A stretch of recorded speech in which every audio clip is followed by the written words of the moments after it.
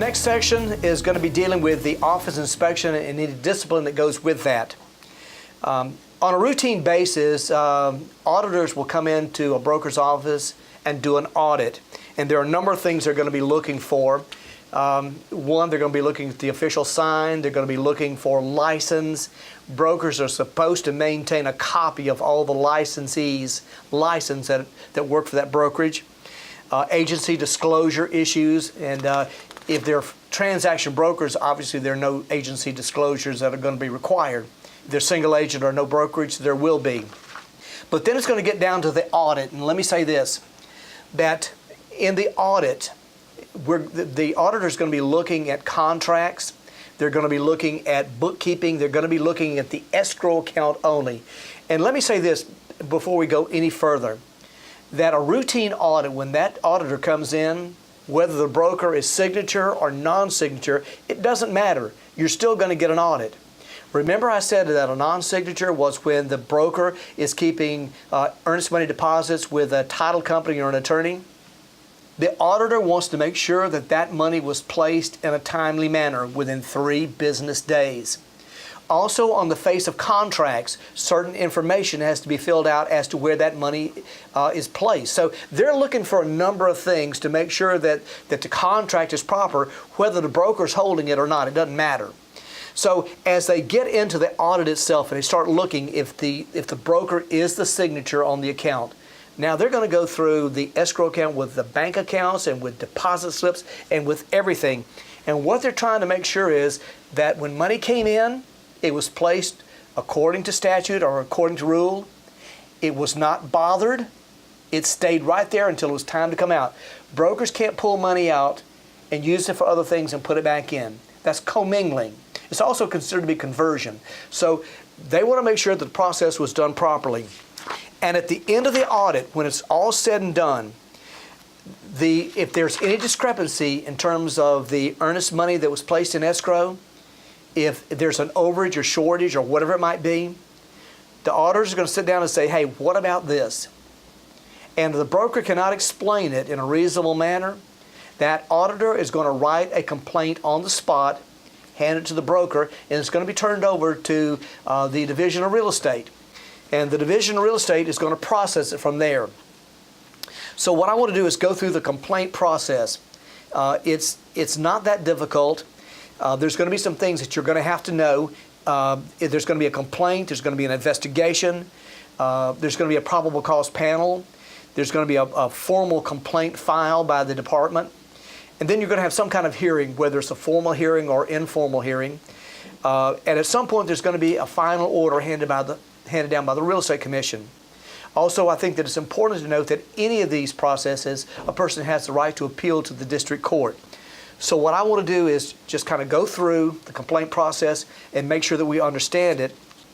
To begin with, the complaint, when it comes in, needs to be in writing and signed by the complainant. It needs to be legally sufficient, which means some law or rule has been broken. And typically speaking, on the front side, it needs to be dealing with Florida Statute 475 or the 61J2 rules, or maybe even Florida Statute 455, which DBPR professions oversee. Let me say this also, that 475, Florida Statute 475 says that if a licensee has been found guilty of another crime other than real estate, then and only then can the Real Estate Commission discipline that person. So we're looking on the front side, is this a law that's been violated dealing with 475? So if they find it to be legally sufficient, they're going to move forward. But let me say this also. Sometimes when the auditor comes in and there's a minor infraction, like the sign is not there or the license aren't there, they may issue a notice of non-compliance. The broker's got 15 days to repair that problem, and typically nothing is said from there. But also, we have to say that there may be some bigger crimes that have been committed, like the escrow account mainly. So if it's an escrow issue, and once they find that it's legally sufficient, there's going to be an investigation. And that investigator is going to go out, going to gather information and write a report. That report is going to be delivered to the chair of the Florida Real Estate Commission. The chairperson of the Real Estate Commission is then going to appoint 2 members to a probable cause panel. Now, it's got to be at least 1 current member and at least one licensed member. And that probable cause panel is going to go over the information and confirm that it was legally sufficient to begin with.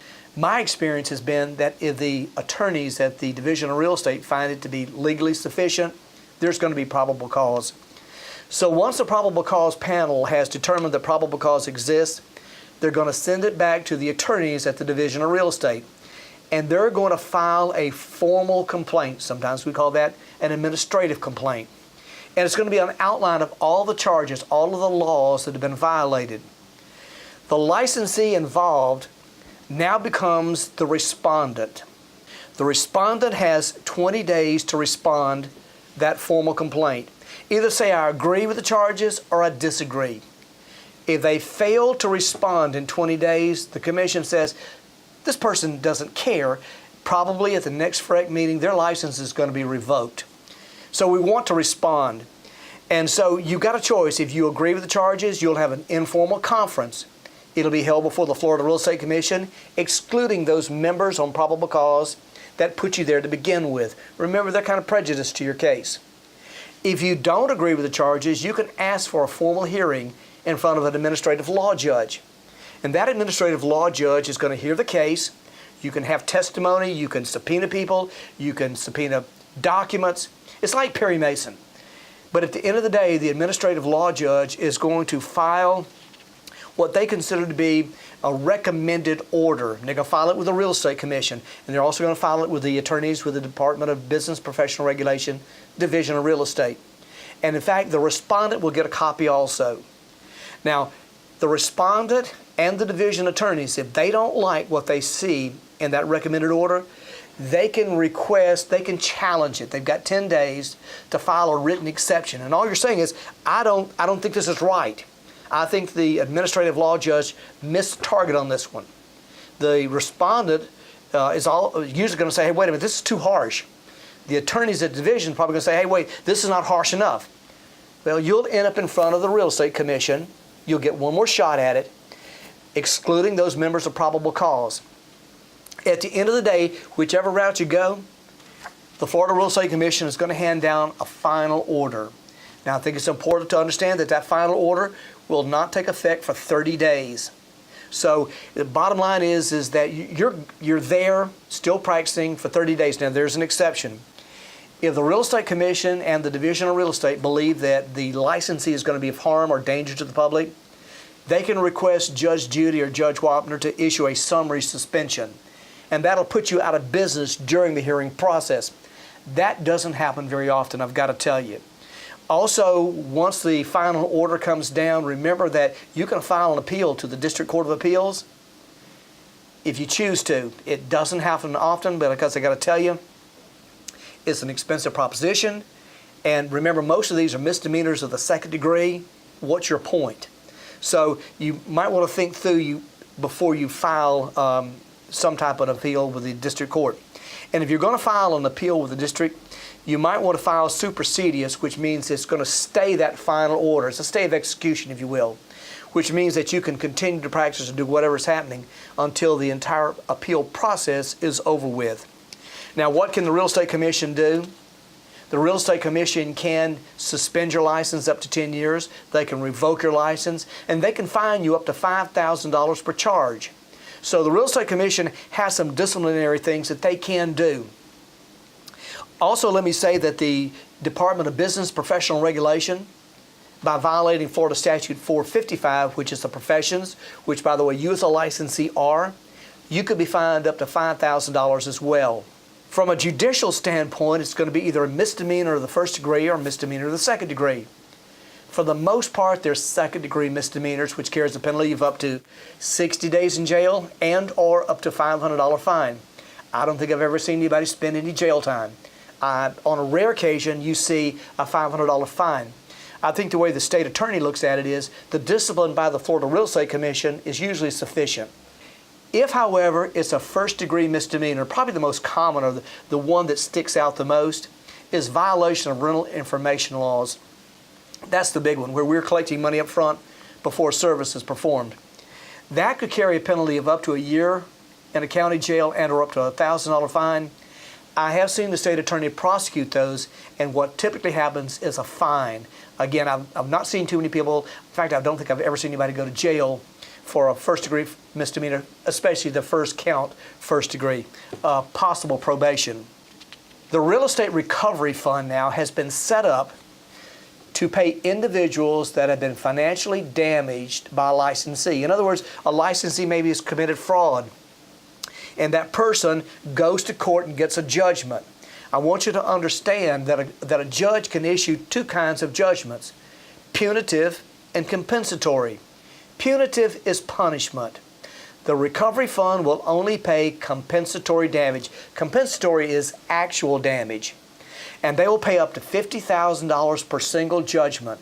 The thing is that if money has been taken from the recovery fund to pay because of an action of a licensee, that licensee's license will be suspended indefinitely until that money is repaid plus interest. Now, there's going to be only one exception.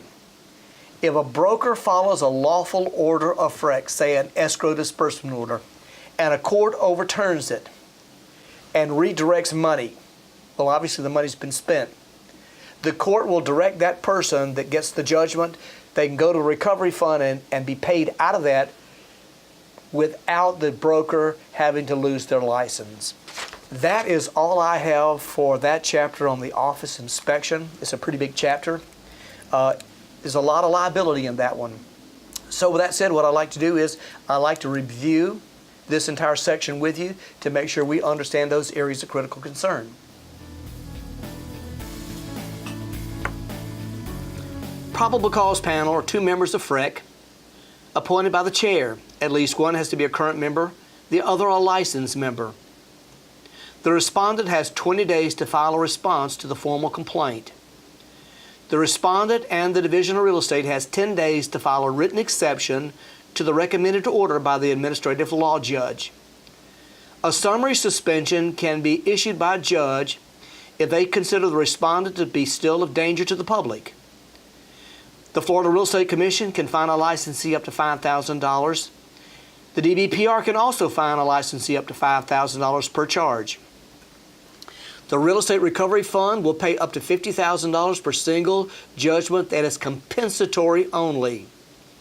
No disciplinary action will be taken against a broker if money is paid from a recovery fund because the broker followed an instruction by the Florida Real Estate Commission. And that's all we have for that section.